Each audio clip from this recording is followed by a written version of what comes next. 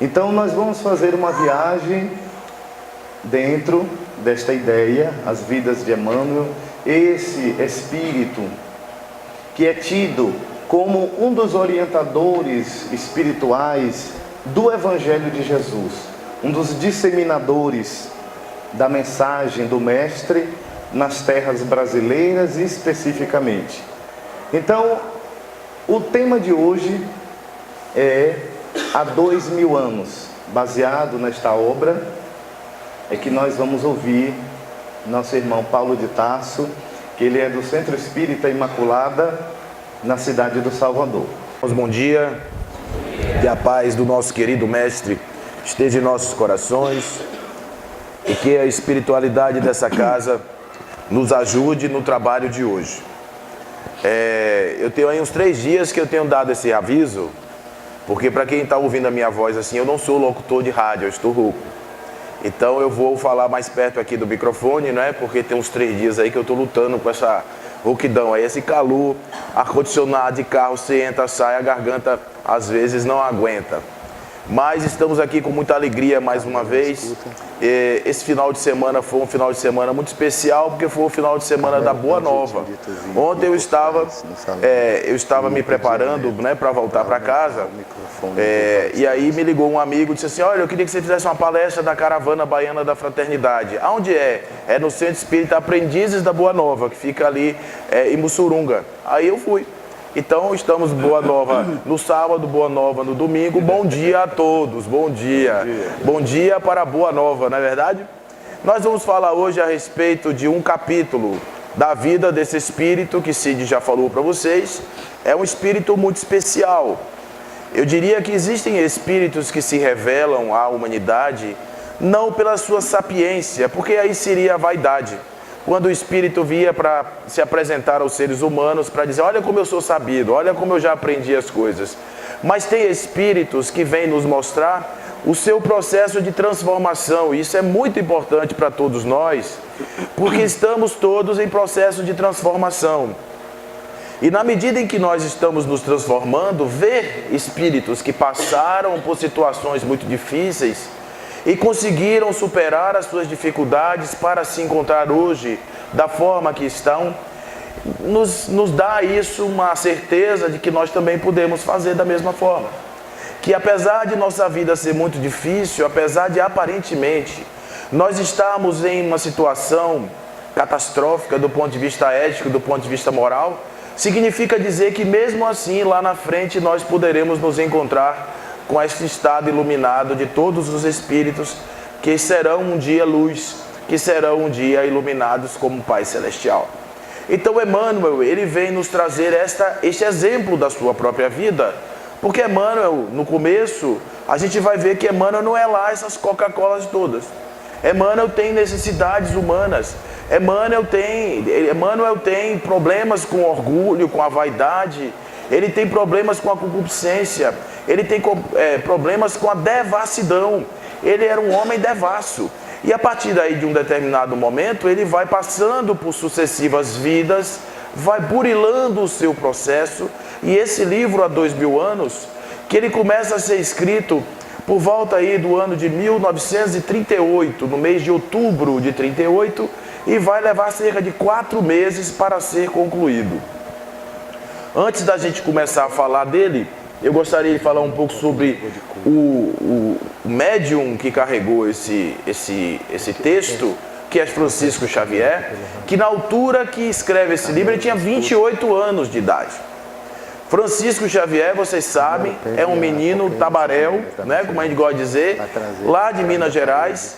Ele é um matuto que sai da cidade de Pedro Leopoldo, não teve formação acadêmica nenhuma, estudou em colégio simples, teve uma vida muito pobre, e aos 28 anos de idade, ele tem a capacidade de ser porta-voz de um texto que revela de uma maneira inequívoca a passagem de alguém por Roma do século I. É realmente assim incrível, e eu não vou privar vocês do prazer de ler essa sequência de obras chamados Romances Históricos de Emmanuel. São 5 livros. E esses 5 livros, eles nos convidam a fazer uma viagem no tempo, passando do tempo de Jesus, logo depois no século II, logo depois à frente um pouco mais e depois chegando até agora perto aqui no século 17, 18, quando nós vamos ver aí as reminiscências do seu trabalho de vida. Mas o fato é que esse nosso companheiro, que esse nosso amigo, que se apresenta através de um jovem de 28 anos de idade, vai revelar uma Roma que poucas pessoas conheciam. Até hoje, muitas pessoas estão fazendo um estudo sobre a obra de Chico, sobretudo esses romances históricos de Emmanuel, para poder ver realmente se aquilo de fato tem coerência histórica. E vocês vão ver pelo nome dos personagens, pela forma como ele cria o enredo, uma maneira como ele monta os diálogos precisos desses personagens. Ele vai construindo essa história, dá-nos uma sensação de que ali está um espírito que não somente revela a sua verdade, como tem a veia de um grande escritor. Alguém que sabe contar histórias e conta de uma maneira que quando você pega um livro daquele, vê o tamanho, é enorme, você não consegue largar mais. Você se pega nele e depois você só larga quando acaba e fica aquele gostinho de quero mais, aquela vontade. E o final é sempre muito surpreendente. Olha, gente, eu digo a vocês, quem não teve a oportunidade de ler um desses 5 livros, leia, se permita agora no carnaval fazer essa leitura e vocês vão ver que todo o final desses livros tem uma revelação incrível que vocês não é possível. E é assim aquele final como dos grandes best-sellers, como dos grandes blockbusters, que você vai ver aí filmes e livros que trazem sempre esse fechamento incrível que os grandes escritores são capazes de fazer. Mas antes da gente entrar no livro, porque nós temos um seminário, vamos falar bastante sobre essa obra, mas o cuidado é em trazer a Emmanuel, não é? Apesar da obra, a obra não é o foco em si, mas sim o processo de transformação deste homem durante a encarnação que ele conta nesse livro, aonde ele era um senador da República de Roma. Então, antes da gente passar por isso, eu gostaria de fazer uma retrospectiva desse espírito que foi Emmanuel, que vocês vão ver aí em outras edições desse trabalho que essa casa está fazendo, mas nós vamos começar aqui um pouco antes, por volta aí de 62, entre 114 e 62 a.C. Nós estamos falando do cenário de Roma, é Roma quem está aí ainda no cenário. E esse período é um período que vai marcar bastante a ligação dessas pessoas de Roma com Jerusalém, porque é justamente nessa época, por volta de 64 a.C., que Roma conquista a Palestina, dando por início a sua dominação sobre aquele terreno ali da Judéia e toda a história de Jesus. Então esse homem que viveu aí, ele se chamava Públio Cornélio Lentulus Surra. Ele era uma pessoa da República, ele existe, pode procurar no YouTube que ele existe, está lá, não é? Esse homem, na verdade, é citado nessa obra de 1940, 1938, e ele existe de fato. Esse personagem participou de uma revolução, não é? De uma revolução que aconteceu em Roma, que chama Conspiração de Catilina. Sérgio Catilina era um reacionário que estava brigando com o poder de Roma, e ali estava ele, Públio Cornélio Lentulus Surra. Qual era a característica desse espírito? Observe que ele foi expurgado, ele perdeu o seu cargo por devassidão.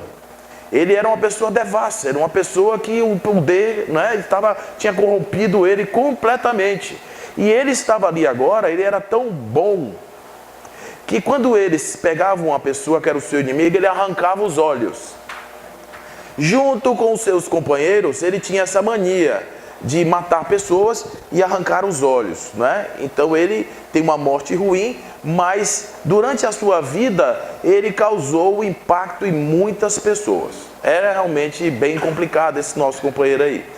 Esse homem, que está aqui vivendo 62 a.C., e uma característica que vocês vão ver é que as reencarnações de Emmanuel, elas são espaçadas normalmente entre 100 e 800 anos. É assim, é um espírito que gosta de estudar. Ele vem, 100 anos depois ele volta, e quando ele vê que não aprendeu, ele leva 800 para voltar de novo. É bem assim interessante ele.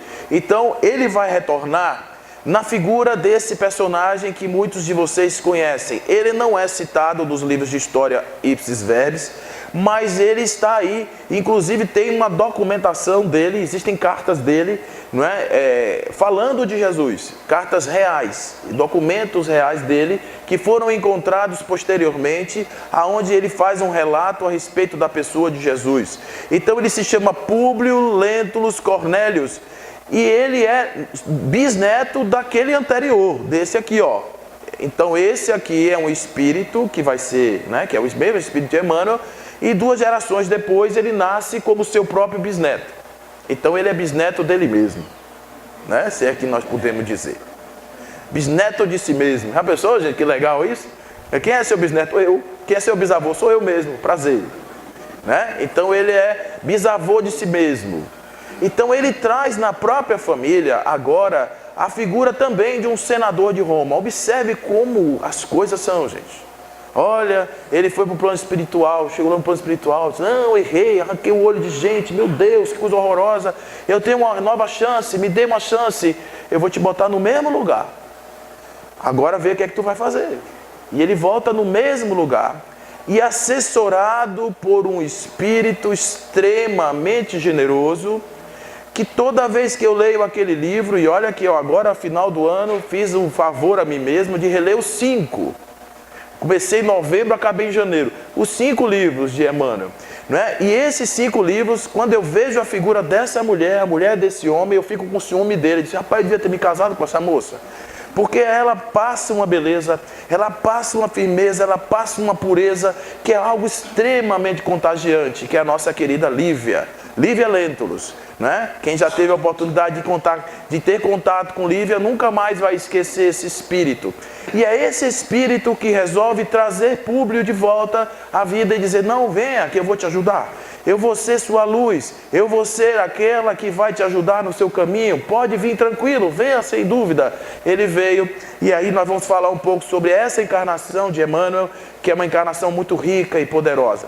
Depois nós temos aí, logo depois, 50 anos depois dessa encarnação, quando ele morreu tal, ele vem de novo agora como um escravo. Observe agora a situação diferente, ele já não é mais aquela, não precisa mais do poder, ele agora está precisando apenas do seu processo de expurgo. Então ele está agora como um escravo na história, já convertido ao cristianismo, tem realmente uma proposta muito interessante. Essa história vai aparecer num livro chamado 50 anos depois, que é por volta aí de 130 da era cristã, não é? Onde a gente vai ver 50 anos depois do Vesúvio, nós vamos ver a história contada aí do nosso querido Nestório, não é? Ele já, e uma pessoa já começando o seu processo de transformação. É um outro capítulo muito rico também na história de Emmanuel e também na sua literatura, porque esse livro mostra como foi esse primeiro momento. Existem duas datas importantes em relação ao povo judeu.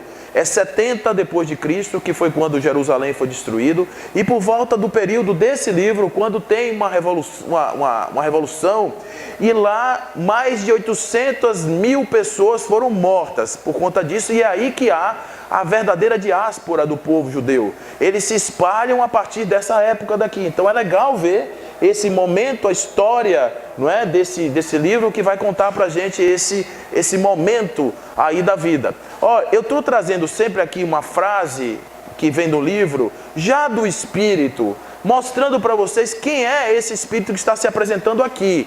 Então, nesse primeiro aqui, a gente vai trazer aqui, ó, que o melhor sacrifício não é a morte pelo martírio, mas aquele que se realiza a vida inteira pelo trabalho e pela abnegação sincera.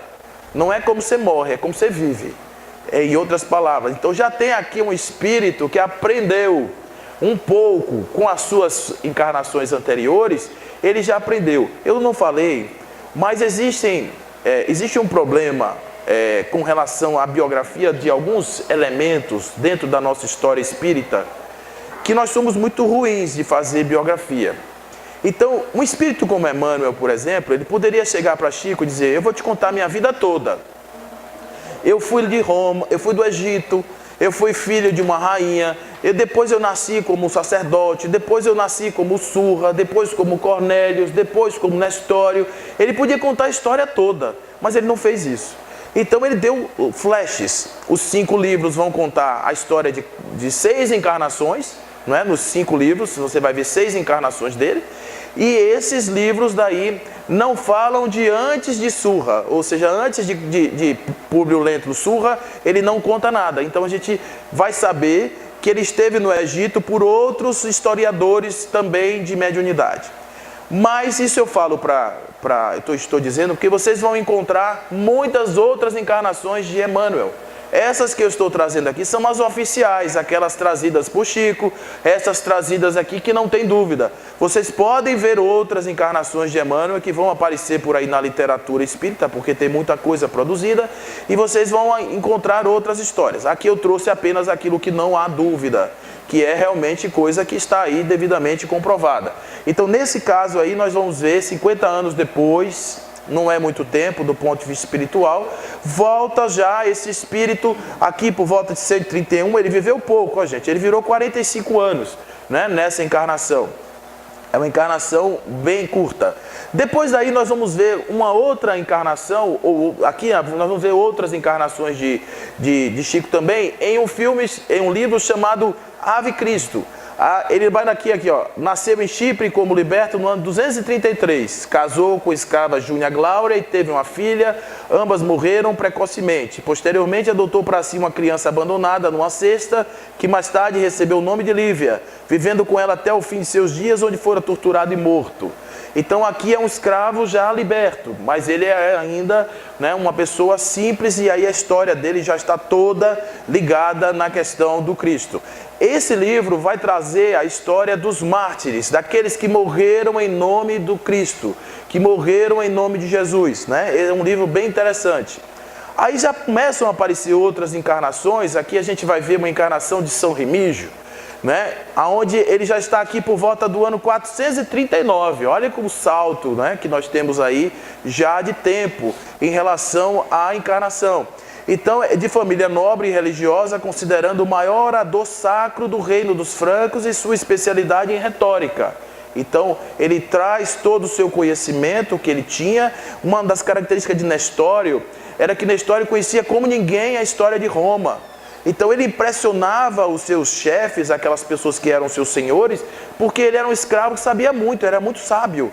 Então esse escravo agora está se apresentando como um orador sacro de primeira categoria, não é? Ele era conhecido pela sua pureza de espírito, como o seu profundo amor a Deus e ao próximo. Então desencarnou em janeiro de 535 aos 96 anos. Observe aí já uma encarnação mais light, de consolidação do nosso querido Emmanuel, não é? Como bispo de Remy. Uma coisa que vocês podem ver também é que existem muitos espíritos que passam por encarnações desse tipo, mas não necessariamente já estão depurados. Eu vou contar uma história para vocês que está num livro chamado As 7 Vidas de Fénelon, do nosso querido Hermínio Miranda, que ele conta a história de um espírito que foi canonizado 3 vezes, durante 3 vidas ele foi canonizado. Ele foi canonizado uma vez, depois outra, então ele é um santo triplo. Quando alguém rezava para ele, devia rezar para um, depois para o outro, é para o mesmo espírito, que foi canonizado 3 vezes.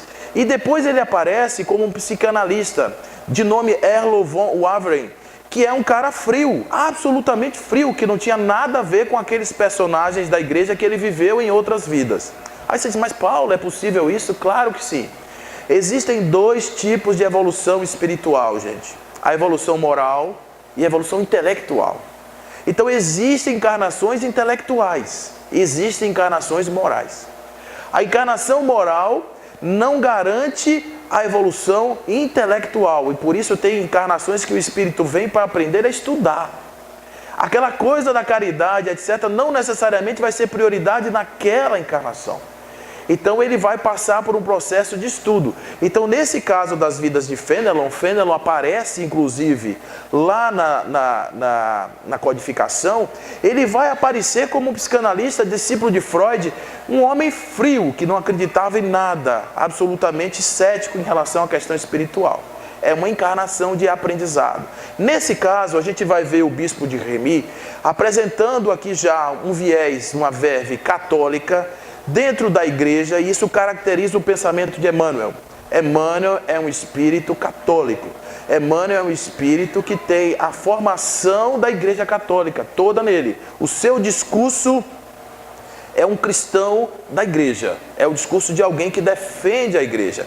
Então vocês vão ver nesse livro que a versão que Emmanuel traz, por exemplo, da crucificação de Jesus, é a versão oficial da igreja católica. Por quê? Porque ali os romanos não têm culpa nenhuma da morte de Jesus. Os verdadeiros culpados são os judeus.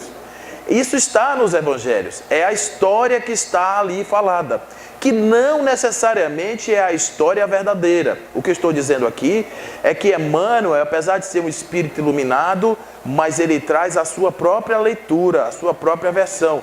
Então vocês estão vendo aqui que desde o século V, nós vamos ver já Emmanuel participando ativamente do processo de formação de uma teologia católica.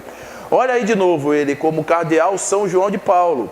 Ele estava aqui durante o papado de Inocêncio III, no século XII e XIII, aí na época de Francisquinho de Assis. Não é? Ele já estava na igreja na época de Francisco de Assis. Então, outra personagem extremamente interessante desse espírito é esse aí, ó, talvez uma das encarnações mais fortes de Emmanuel, que é quando ele vem como Padre Manuel da Nóbrega. Nesse momento, nós vamos ver a aproximação do espírito em relação ao Brasil. Especificamente, é o que Cid falou. Olha, esse espírito trouxe para a nação católica brasileira, para a nação espírita brasileira, ele trouxe uma consolidação de um espiritismo que só existe no Brasil. O nosso espiritismo feito no Brasil, ele só existe aqui. Se você for para a França, para outros lugares do mundo, o espiritismo é diferente. Ele é mais fenomênico, fenomenológico, ele é menos cristão. Aqui nós impregnamos a doutrina espírita do cristianismo, e essa doutrina espírita cristã do Brasil está sendo exportada agora para o mundo. Então, é o trabalho de pessoas como Divaldo Franco, por exemplo, que estão levando esse espiritismo para o mundo. Então, antigamente, há um tempo atrás, você ia fazer uma palestra na França, por exemplo, você não podia falar o nome de Jesus, porque lá é a salvação através da perspectiva da reencarnação, das vidas lá, do processo da consciência, muito mais Valdo Vieira do que Chico Xavier. Né? Então, essa cristianização do espiritismo começa por um espírito que foi bebê da fonte. E ele participou do processo de formação da civilização brasileira, porque ele trabalhou na fundação do Estado de São Paulo, ele é uma pessoa extremamente importante na colonização do Brasil, e ele veio para cá, né, ainda muito cedo, ele veio para cá entre 517 e 550, ele veio para cá por volta de 550, ele veio para o Brasil, 540, 550 foi quando ele veio para cá. Né? Então ele estava aqui já nos primeiros momentos da nação brasileira, que foi de 1500, entre 1500 e 1550 pouca coisa aconteceu, e aqui ele chega juntamente com homens como Tomé de Souza, esse povo aí começa a trabalhar. Aliás, Tomé de Souza é um parente próximo do Souza. Quem tem Souza com Z, provavelmente tem parentesco lá com esse homem lá do Tomé de Souza. Pode ir lá buscar herança, viu gente? Pode ir lá, viu? A filha eu soube que já está lá na Austrália, mas passa rápido, chega rápido, né? Então, esse homem morre também cedo. Olha as encarnações dele, são curtas, não é? Encarnações curtas, vai lá, dá um flash e volta. A gente não quer perder você, a gente quer que você, né, faça esse trabalho. Ser padre no século XVI, no Brasil, não era fácil. Ser padre no século XIX, no Brasil, no início do século XIX do Brasil, não era fácil. Ser padre no início do século XX no Brasil não era fácil. Eu sei porque a mentora da nossa casa é uma freira que veio para o Brasil em 1914. Quando ela conta como foi a história dela em Santarém, imagina, Santarém em 1914, é árvore pura, não é? Só tem mato. Então ela veio para o Brasil. No final do século XIX, início do século XX, vocês sabem qual era a principal causa de morte no estado de São Paulo, na cidade de São Paulo? Quem adivinha aqui? Morria-se de picada de cobra. Era a maior causa de morte na cidade de São Paulo no final do século XIX, era a picada de cobra, porque era realmente ainda muito mato. Então, observem agora, nós estamos falando aqui de um Brasil do século XVI, um espírito muito, muito, muito forte. Aí a gente vai ver, isso aqui vai aparecer em um outro romance que faz parte dos 5, que é um romance chamado Renúncia, mostrando o que é um espírito capaz de fazer em nome do seu processo evolutivo. E Renúncia, ele vem realmente consolidar, porque vocês vão perceber que os grandes problemas relatados por Emmanuel nas suas obras não são problemas de ordem política, problemas de ordem criminal, no sentido mais assim de roubo, assalto, não. São os crimes passionais, os crimes da paixão, os crimes da concupiscência, aquilo que uma pessoa fica desejando o outro, desejando o que não pode ter, são os grandes triângulos amorosos que ele vai relatar. E nesse livro Renúncia, ele mostra pessoas que tinham a oportunidade de viver na carne momentos de paixão interessante e que abrem mão disso em nome de uma vida futura, em nome de um porvir. Então, Renúncia realmente é um trabalho que mostra o quanto um espírito pode fazer para conseguir o seu processo evolutivo. Então, isso aí vai acontecer por volta do século XVII, na Espanha, não é? A gente vai ver ele como padre Damiano, aparecendo de novo como padre.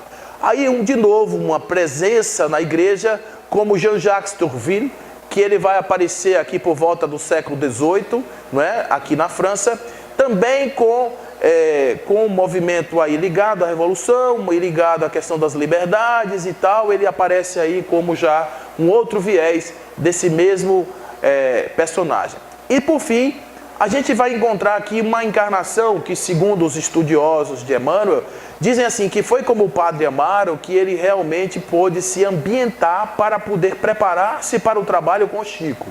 Ele vai aparecer aqui por volta do século XIX e XX, não é? Lá no estado do Pará, né? Que não era fácil, gente, Pará, né? Mas ele foi lá para o Rio de Janeiro e ele teve até contato com Bezerra de Menezes. Observa aí a chegada dele até Chico. Como é que Emmanuel chega para Chico? Assim. Ele vai chegando devagarzinho, né? Vai chegando, aí conheceu esse negócio, bebeu lá de uma fonte do que era o espiritismo, dessa coisa da ciência, e ele vai buscar na cidade de Pedro Leopoldo o maior vaso mediúnico de melhor qualidade que existia na época no mundo. Talvez no mundo inteiro, na época de Francisco Xavier, não existisse no mundo um outro médium com as capacidades de produzir 400 e tantos livros, gente. Produzir um livro como há 2000 anos, em 4 meses, é uma coisa inimaginável para qualquer um de nós. Porque vocês vão ver que o livro não é um livro simples, é um livro que tem muitos personagens, é um enredo, é uma coisa bem, né? Então ele chega a Chico através dessa última. Nessa encarnação ele não foi nem senador, nem bispo, não foi ninguém, ele foi apenas um padrezinho lá do interior, lá no cantinho do mundo. É uma coisa de renúncia, uma coisa já mostrando que ele já se despe da sua vaidade, já se despe do seu processo, para agora poder justamente se apresentar como o mentor de Chico Xavier, trazendo para a gente a história da sua vida, não é? Então essa história é contada em livros. E esses livros, eles são em número de 5, a gente tem aqui há 2000 anos, não é? Que aconteceu no ano de 1939, janeiro de 1939, foi quando ele foi publicado. Depois ele tem, em 1940, observe que ele estava com, né, a caneta viva. Então, 50 anos depois, ele publica logo em 1940, e Paulo Estevão, sem dúvida nenhuma, o romance mais belo e mais bem escrito de toda a história da humanidade, esse aqui, ó, Paulo Estevão, 1941. O que é que ele vai fazer nesse livro? Ele vai trabalhar nos intervalos do Atos dos Apóstolos. Ele vai pegar os Atos dos Apóstolos e vai complementar Atos dos Apóstolos. Se você pegar Atos dos Apóstolos e Paulo Estevão, você entende a história toda. Porque o que está no intervalo está dentro desse livro. É impressionante como ele faz isso.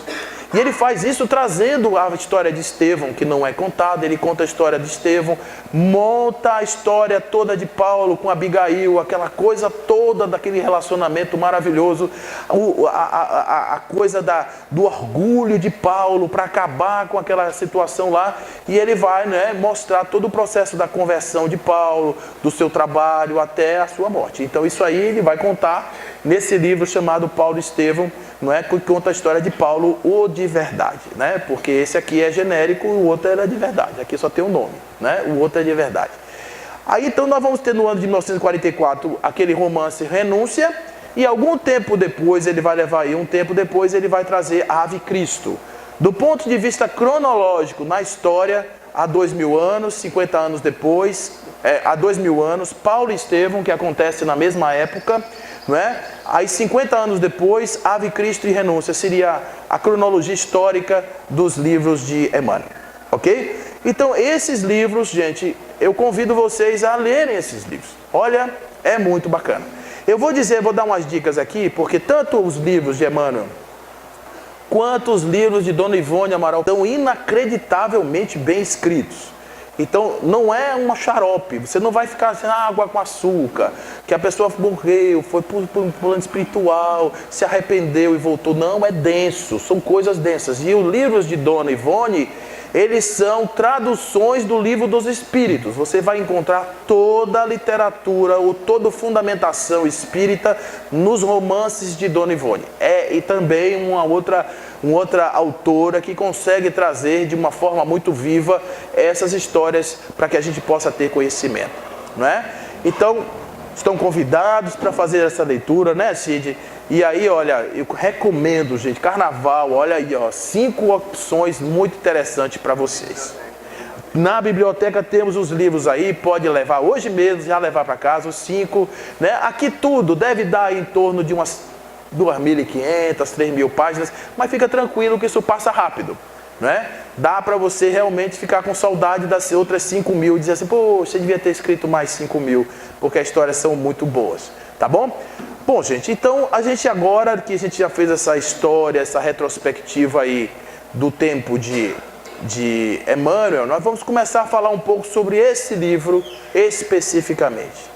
Então esse livro, há 2000 anos, começou a ser provocado no ano de 1938, quando o Espírito Emmanuel, lá pelo mês de setembro, começa a mandar a mensagem dizendo, um dia eu vou poder mandar uma comunicação contando a história de Públio Lentulus. E Públio Lentulus é um espírito que viveu na época de Roma, foi um senador, era uma pessoa muito difícil, e eu vou querer contar a história dele. Observe que eu vou falar para vocês aqui, porque isso vale para todos os relatos históricos dessa época, até os evangelhos. É muito difícil que até para um espírito na qualidade de Emmanuel, ele possa reproduzir ipsis verbis os diálogos que foram realmente traçados na época. Porque você não lembra, gente, do café da manhã de 15 dias atrás, vai lembrar dos detalhes das conversas, não dá. Outra coisa que vocês vão ver também nesse livro é que ele fala de muitos relatos que acontecem fora dos seus olhos, ou seja, dos olhos do senador que ele estava encarnado na época. Então isso mostra que ele tem na sua construção alguma coisa de imaginação e alguma coisa também de coerência lógica, ou seja, a conversa não foi exatamente assim, mas poderia ter sido.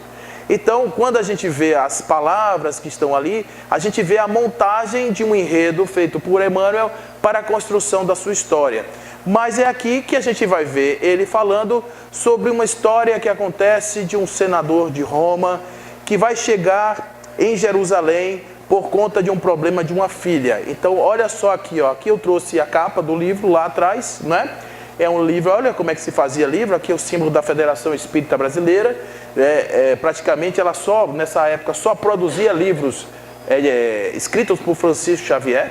Inclusive isso deu um problema enorme, porque quando Dona Ivone apresenta Memórias de um Suicida, que foi um livro que ela levou 25 anos para escrever. Chico levou 4 meses para escrever esse livro e Dona Ivone levou 25 anos para escrever Memórias de um Suicida. Não tem uma lógica não, viu, gente? Então, quando ela apresentou esses originais do Memória Suicida para a Federação Espírita, o pessoal disse, não vamos publicar isso não. não vão publicar isso não. E ela foi para casa queimar o livro. Então, quando ela se abaixa para queimar o livro, uma mão espiritual segurou na mão dela. A mediunidade dela era outro vaso mediúnico extremamente especial, Dona Ivone. Então, uma mão espiritual segurou na mão dela. Era aquele que eu reputo um dos maiores pensadores espíritas de todos os tempos, comparável até a Allan Kardec, que é Leon Denis. Leon Denis segura na mão dela, diz, não, você não vai queimar isso não, isso aqui é um libelo para a humanidade, isso aqui é um instrumento que ainda vai salvar a vida de muita gente. Então, nós vamos terminar esse livro juntos. E aí ele, enquanto espírito, ajuda a Dona Ivone a terminar de arrumar o livro e ele vai ser publicado depois. É um outro livro muito interessante e eu costumo dizer, aquele que lê Memória de um Suicida nunca pensa na hipótese do suicídio. Que vai descobrir o que é que significa suicídio. Suicídio é a falsa ilusão. Não é? Botar para fora uma coisa que é a única oportunidade de se livrar do problema. Ou seja, é como se você tivesse com a dor de cabeça e jogasse fora a Neosaldina. É mais ou menos isso. Você tem a vida, que é a oportunidade de se refazer do problema, e joga ela fora para continuar com todos os problemas e angústias que se tinha e que levou a pessoa ao desespero e à morte. Então, Memória do Suicida é uma boia de salvação para a humanidade. Escrito aí mais ou menos nessa época, por volta de 1945, 1950, por aí. Né? Então, aqui a gente tem essa mensagem dizendo, se algum dia Deus me permitir, eu vou falar para você do orgulhoso Patrício Públio Lentulus, aquele que é o Cornélius, não o Surra, né? A fim de algo aprender nas dolorosas experiências de uma alma indiferente e ingrata. Ele está falando de si mesmo. Esperamos o tempo e a permissão de Jesus, isso em 7 de setembro de 1938, né? Aniversário da casa, né? Muito bem. Então, ele agora vai, observe aqui, é no dia 24 de outubro de 1938, ele vai mandar a seguinte mensagem: iniciamos com o amparo de Jesus, olha aí a veia dele, mais um despretensioso trabalho, imagina, permita a Deus que possamos levá-lo a bom termo. Agora, vocês vão verificar a extensão das minhas fraquezas do passado, sentindo-me, porém, confortado em aparecer com toda a sinceridade do meu coração ante o plenário de vossas consciências. Então aí, de novo, eu volto a dizer, por que ele está fazendo isso? Para mostrar para todos nós quem ele era e o que ele se transformou, e dizer assim, ó, você era assim, agora está assim, então eu também tenho um jeito, eu também posso ir lá. Orai comigo, pedindo a Jesus para que eu possa completar esse esforço, de modo que o plenário se dilate, além do vosso meio, a fim de que a minha confissão seja um roteiro para todos. Ó, não tem nenhuma dúvida. Quem está dizendo isso aqui que eu acabei de dizer é o Espírito Emmanuel. É um roteiro de libertação para todos nós. Isso ele escreve no dia 24 de outubro de 1938, na cidadezinha de Pedro Leopoldo, né? Bom, então o que essa história vai narrar? A história narra a saga de uma família que sai de Roma em direção a Jerusalém para cuidar de uma menina que estava com um problema de lepra. Ela estava com um problema de hanseníase. Então ela vai chegar agora, essa família vai chegar em Jerusalém, não é? A gente está lembrando aqui que nós estamos no ano de 1931 da era cristã. Que período é esse? O período histórico que esse romance relata é o período em que Jesus, supostamente nessa data, nessa época, ele começa a sua peregrinação, fazendo a sua pregação em cima da sua doutrina. Então Jesus trabalhou apenas 3 anos, vocês vão lembrar disso, né? De 1930, ou 1930. Do ano 30 ao ano 33 é quando ele morre, né? Em 33, então durante esses 3 anos, até um pouco menos, ele então faz a sua pregação para dividir a história em duas, antes dele e depois dele, né? Então nós estamos falando do ano 31 dessa era cristã. Jesus está em plena efervescência do seu trabalho doutrinário, está fazendo já a conversão de corações e mentes, e não somente os pobres estão sendo convertidos por ele, mas também, sobretudo, os nobres. As pessoas da alta sociedade já estão sendo contaminadas por aquele bichinho do ram-ram que pegou você e está movimentando as cabeças dentro daquele cenário. o que era Jerusalém no ano 30? Jerusalém no ano 30 tinham 3 culturas que estavam brigando fortemente já ali para poder se estabelecer. De um lado, o poderio de Roma, que estabelecia uma religião politeísta, aonde os deuses eram os mandatários de todo o processo espiritual. Então eles rezavam e oravam para deuses específicos, um para fazer uma coisa, o outro para outra coisa. Era como assim, estou com uma dor no pé direito, Deus tal. Uma dor no pé esquerdo, é outro Deus, é o Deus do pé direito, o Deus do pé esquerdo. Eles tinham essas ideias de múltiplos deuses, cada um para uma coisa. E ao contrário dos judeus, os judeus já estavam há mais de 800 anos trabalhando em cima da literatura de Moisés, que pregava a ideia de um Deus único. Então você tem a ideia de um Deus único e a ideia de uma pluralidade de deuses. Como é que conviviam essas duas coisas? Aparentemente bem, os romanos rezando aos seus múltiplos deuses, os judeus rezando ao seu único Deus. A única obrigação dos judeus era pagar os impostos regiamente a Roma e fazer 2 sacrifícios diários em nome do imperador. Então o imperador, ele era politeísta, mas vai que esse Deus é de verdade, mate 2 bichos por dia em minha intenção. Era mais ou menos essa a ideia. Então o grande templo de Jerusalém, o grande cenáculo da fé, a casa de Deus, era um grande templo de comércio da fé. É aonde se chegava ali para poder fazer trocas, escambos. Então como é que funcionava? Você tinha uma ala que era a ala da entrada, aonde as pessoas chegavam de todos os lugares da região, vinham de todos os cantos, trazendo as suas moedas. E ali essas moedas eram convertidas em uma moeda comum do templo, chamada sheker. Essa moeda era uma moeda de conversão, eles trocavam daí o câmbio, e com essa moeda eles compravam os animais para fazer os sacrifícios em nome das suas respectivas demandas pessoais. Então, quando nascia uma criança, por exemplo, eram 2 pombinhas e uma rolinha que precisavam pagar por aquela criança que nasceu. A única coisa que ainda não conseguiram explicar o que é que as pombinhas e as rolinhas têm a ver com o nascimento de uma criança. Mas era assim que eles se acreditavam naquele tempo. E era tudo na base do poder, da corrupção, da fantasia. E existia uma terceira corrente agora, que era a de Jesus. Jesus era fraquinho ainda nesse período, porque ele está começando o seu trabalho, mas o seu trabalho é consistente e ele é disruptivo, porque ele tem uma ideia de romper com aquela casa de oração de dinheiro e fazer tudo no coração do homem. Jesus pregava a identidade, o isolamento, a questão da autonomia dos seres como sendo os veículos das suas próprias libertações. Então vocês imaginam esse caldo de cultura junto.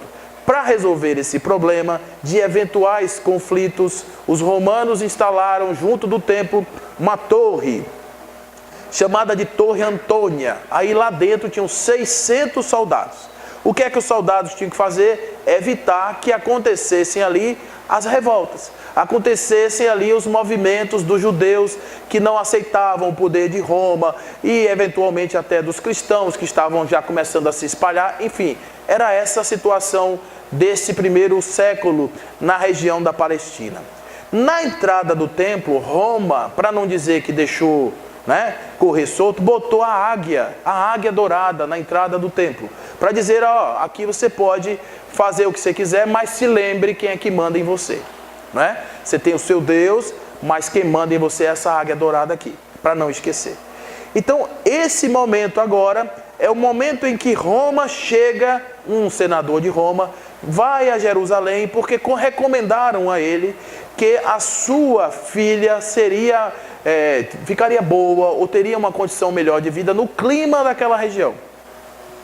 Cura não existia, mas existia a possibilidade ali de fazer esse processo de refazimento no clima. Como antigamente tinha, a pessoa tinha uma tuberculose e ia morar ali naquela região do Cabula, ali em Salvador, na região de Brotas, porque tinha muito vento, Então a pessoa passava o vento, a pessoa tinha problemas respiratórios e ia morar ali naqueles lugares.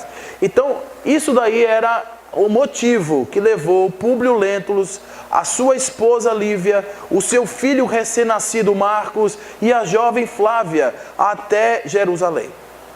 Quando eles vão chegando, o que acontecia ali? Existiam os revoltosos, que eram judeus que não aceitavam o poder de Roma, não aceitavam a imposição de Roma. Existiam os que estavam acostumados, os que estavam subornados, existiam diversos tipos de pessoas. O fato é que vem o transporte do senador com a sua esposa, já falei, Lívia, linda, maravilhosa, perfeita. Lá vem ele andando quando de repente uma pedra entra neste carro, neste veículo, que não era exatamente um carro, era uma liteira. Entra uma pedra e atinge o rosto da mulher do senador. Gente, vamos aqui ver o papel de um senador. Vamos nos colocar no papel de um senador de Roma. O que é o senador de Roma? É aquele que representa o poder da águia dourada. É aquele que não pode admitir, em hipótese nenhuma, qualquer tipo de transgressão e, sobretudo, qualquer tipo de desrespeito à sua pessoa. Porque desrespeitar um senador de Roma é a mesma coisa de desrespeitar Roma. Então ele não pode admitir um negócio desse, mesmo que ele não concorde com aquilo que está acontecendo. Quando ele vê a pedra batendo no rosto da sua mulher, a ira toma conta dele. E ele diz assim, vou pegar esse cara aí.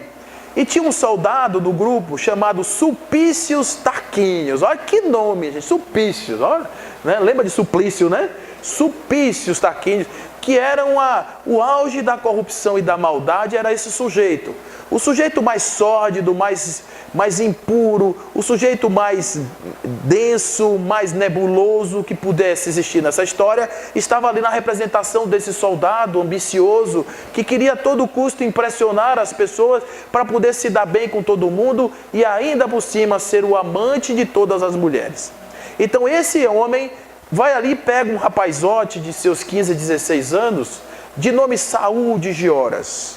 Saul tinha tirado uma pedra contra a liteira, porque Saul era filho de um homem chamado André, e André não admite o poder de Roma. Ele era um grande reacionário e provavelmente ficava insuflando na cabeça do filho que Roma era isso, Roma era aquilo. Hoje foi ver pegar a pedra, catou a pedra e jogou para lá. Né? Isso existia no tempo de Roma. Hoje, graças a Deus, política não faz mais isso com a gente, né? A gente não tem mais esse problema de jogar pedra nos outros por causa de política. Naquele tempo tinha, infelizmente, né? Ainda bem que a gente progrediu. Então o que acontece? Nesse momento em que essa pedra atinge o rosto dessa moça e que esse rapaz é pego, ele é colocado às chibatadas. A Lívia, que não era, apesar de ser mulher do senador, ela não era uma pessoa que se sujeitava a essa questão da chamada liturgia do cargo. A liturgia do cargo é algo que lhe impõe além do próprio cargo. Vou dar um exemplo aqui. Imagine que você tem aqui em Feira de Santana um médico cardiologista muito famoso, uma pessoa muito famosa, que é uma pessoa que cuida do coração das pessoas e as pessoas confiam. E toda vez quando chega na micareta de feira, você vai encontrar esse médico ali na frente do trio do chiclete com banana, descendo até o chão completamente bêbado. Vocês iriam nesse médico mesmo sabendo que ele é bom? Você ia ficar assim, pô, será que ele está sóbrio hoje? Será que ele não está? Não é aquela história? Olha, gente, eu sou do tempo que quando você ia vender um carro, você dizia assim, carro de médico. Não era assim? Vocês já chegaram a ver isso no jornal? Carro de médico? Carro de médico significa carro confiável, carro de uma pessoa que não vai te trair, carro de uma pessoa que é honesta, não é? Porque o médico tem essa ideia de ser uma espécie de sucursal de Deus. Então, quando a gente olha para o médico, vê aquela pessoa assim, diz, nossa, olha aí o cara. Então, ele tem que passar, além da questão da competência, ele tem que passar essa ideia de que ele é uma pessoa séria, confiável, um bom confessor, uma pessoa, né, segura, estável. Essas são as chamadas liturgias do cargo. É por isso que dificilmente você vai ver um presidente da República de sunga andando na praia de Copacabana domingo de manhã. Porque não combina com aquela figura do cargo, embora andar de sunga não tenha nada a ver com a competência dele em ser presidente. A mesma coisa existe aqui a liturgia do cargo. A liturgia de um senador é ser duro. A liturgia de ser a mulher do senador é aceitar tudo o que ele faz. Essa não aceitava. Essa tinha um coração tão puro, tão duro, no sentido de evitar a entrada dessas coisas, que ela simplesmente não admitia, mesmo tendo sido ela ferida na face, ela pede para parar. Pare de bater no menino. Então agora ele diz assim, como é que eu vou dar essa ordem para o soldado? O soldado viu, acabou de ver o rapaz jogar uma pedra no rosto da mulher do senador de Roma, e eu vou simplesmente mandar esse menino para casa com 2 palmadas? Não! Isso não combina com o senador de Roma. Olha aí o problema dessa decisão difícil. Então ele manda o menino para os barcos, para as galés. Nesse momento ele está condenado à morte, porque dali ninguém sai vivo, só sai morto. Então, eterno, uma pena perpétua. Aquela pedra custou a pena perpétua. Aquilo obviamente que choca um pouco esse casal. Eles estão chegando numa sociedade que era comandada por um homem chamado Pôncio Pilatos. Pôncio Pilatos era o governador daquela região ali da Judéia. Era um homem que eu vou dizer para vocês, ele não tinha nada de normal. Ele, assim como Herodes, o pai, o grande, Herodes Antipa também, o filho, eles eram psicopatas. Naquele tempo, o psicopata, ele tinha que mostrar que era psicopata, porque ser psicopata era bom para o poder. As pessoas gostavam de psicopatas no poder. Hoje, graças a Deus, nós não gostamos mais. A gente já não quer mais psicopatas no poder. Existe até um autor, que escreveu um livro chamado Psicopatas no Poder. É um livro que inclusive está aí vendendo. Esse livro, esse tempo daqui, Pôncio Pilatos era um psicopata, era um corrupto, que gostava de comprar seu poder com dinheiro. Ele corrompia, roubava o templo para poder construir aquedutos. Ele era um louco. E esse homem estava agora casado com uma mulher chamada Cláudia Prócula. Cláudia, ao contrário de Pôncio, era uma mulher no quilate de Lívia. Olha que coisa perversa a espiritualidade faz. Pega um psicopata e bota com as mulheres maravilhosas, né? Então Cláudia era uma mulher doce também, uma mulher que, apesar de ser casada com esse facínora, ela era uma pessoa equilibrada. Então de era toda cheia de pessoas assim. Existia uma mulher chamada Fúvia, que era casada com um tio de Públio Lentulus, e Fúvia era o capeta em forma de gente. A mulher era tudo, a mulher queria poder, ela era sensual, ela corrompia todo mundo, ela queria que todo mundo entrasse na onda dela. Era uma história isso aí. Então, esse grande enredo dessas pessoas, quando chega uma família toda bonitinha, organizadinha, porque a família de Públio era assim. Ele era um senador que chegava às 6 horas da tarde com pão debaixo do braço. Eu falava com Lívia, beijava a filha, tudo amor, tudo lindo, maravilhoso, propaganda de margarina. Aí chega no meio dessa sociedade podre. A primeira coisa que os coiotes fazem é o quê? Botar o olho em cima, dizer: isso aqui eu quero para mim.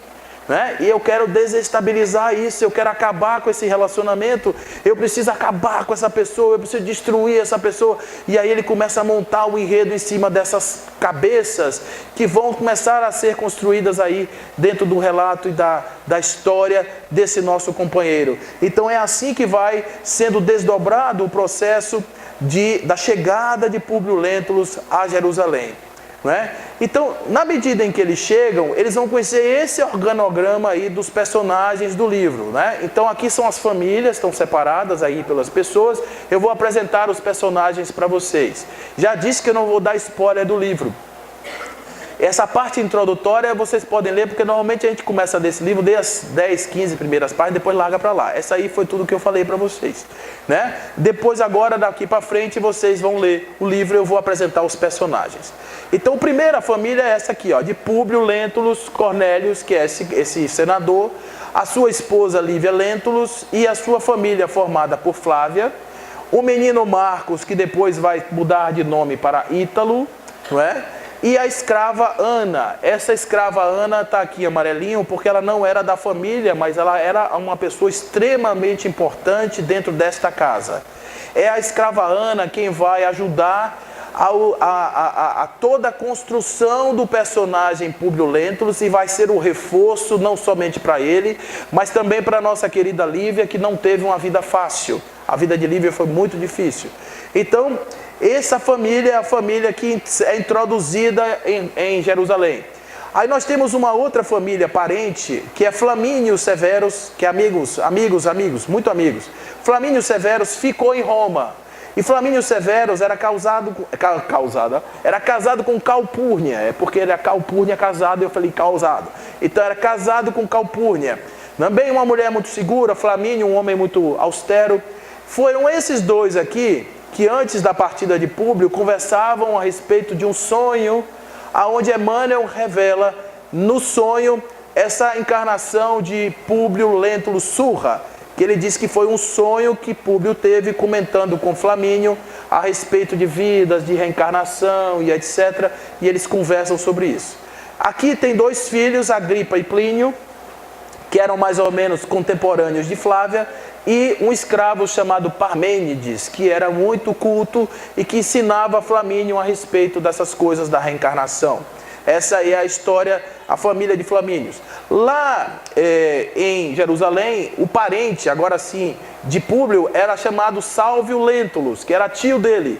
E era casada com Fúlvia Prócula, que era irmã de Cláudia, a mulher de Pôncio Pilatos. Está vendo que o negócio não é simples, gente?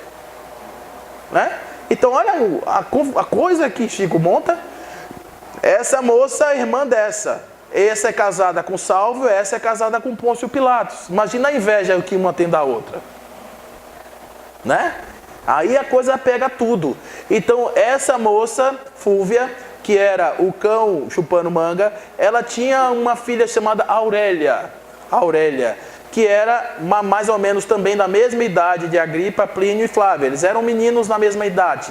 E aqui eu estou trazendo dois componentes que vão aparecer na história, que é Teia, que é uma escrava que ela usa como espiã, para poder entrar nas famílias, para ver o que está rolando, e um mago chamado Araxes. Araxes é um médium, é uma espécie de um mago que vende poções amorosas. Então Araxes é daquele tipo, trago a pessoa amada em 2 dias, né? Aí a pessoa amada volta em 2 dias. E chega lá, a pessoa vai reclamar, mas ele veio, mas ele não gosta de mim. E aí ele vai dizer, eu trouxe a pessoa amada, não trouxe a pessoa amando. É outra pulsão agora, para ela amar você é outra pulsão.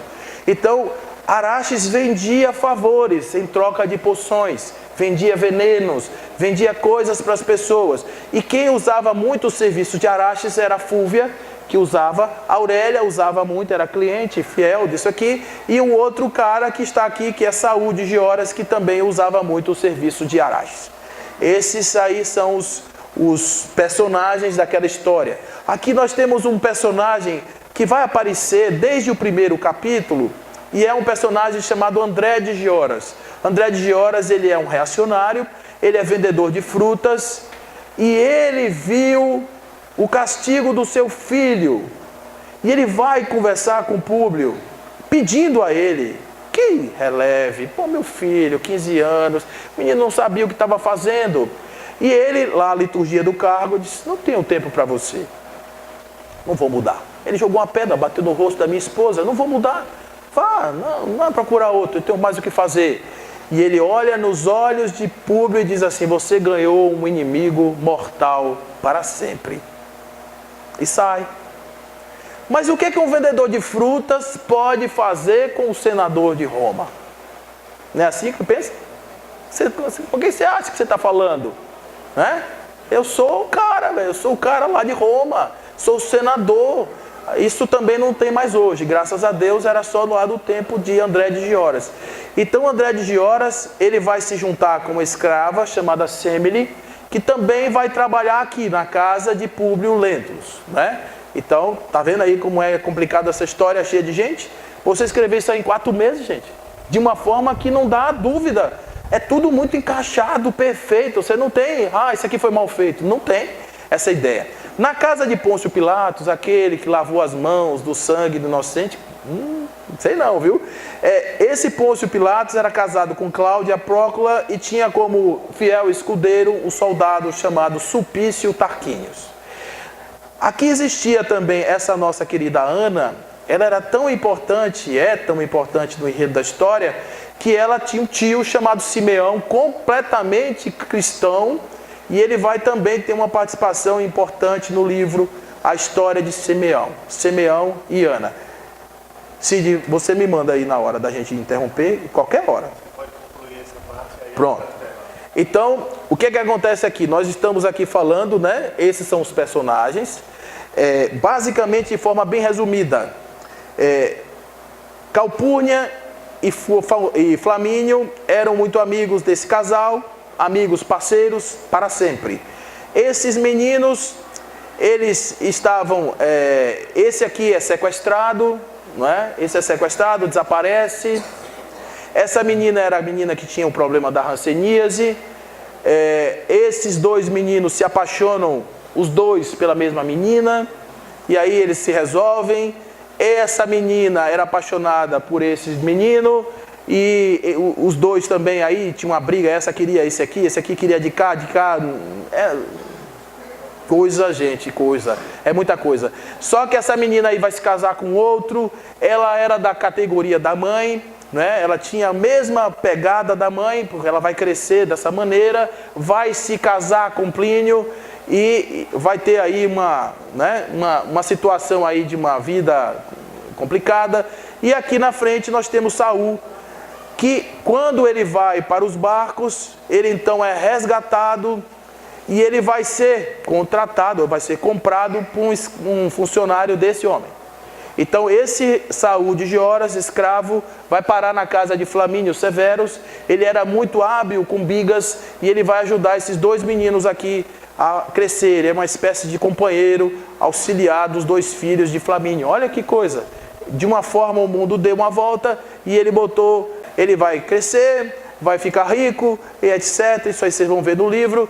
E aí a história toda rola. Pôncio Pilatos, que era o governador, se apaixona perdidamente por Lívia. Na verdade, ele queria Lívia como objeto do seu poder. Ele imaginava que aquela pureza pudesse ser a sua grande conquista e vai fazer tudo. Cláudia Prócula, que era amante de Sulpício Tarquínios, vai brigar com Lívia para querer destruir Lívia porque ela tinha interesse em Públio Lentulus. Tá bom, gente, para vocês?